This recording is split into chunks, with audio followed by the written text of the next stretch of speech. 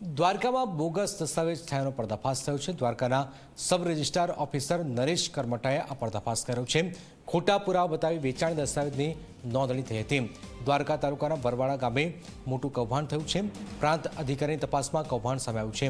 વેચાણ કરનાર વ્યક્તિએ ગોરધનદાસ કાલુમલ તરીકે ઓળખ આપી તપાસમાં વેચાણ કરનારે રજૂ કરેલા ચૂંટણી કાર્ડ, આધાર કાર્ડ, પાન કાર્ડ નકલી હોવાનો ખુલાસો થયો। ઘટનાની ગંભીર નોંધ લઈ કૌભાંડમાં સામેલ વ્યક્તિઓ સાથે ફરિયાદ થઈ। ખોટા પુરાવા આપનાર અને 2 સાક્ષીઓ સામે કાનૂની કાર્યવાહી પણ હાથ ધરાઈ છે।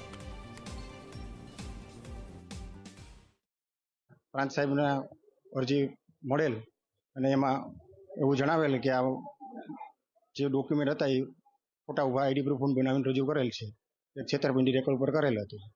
જેથી પ્રાંત સાહેબે તપાસ કરીને અમને ઓર્ડર કર્યો કે આમાં એફઆઈઆર દાખલ કરો।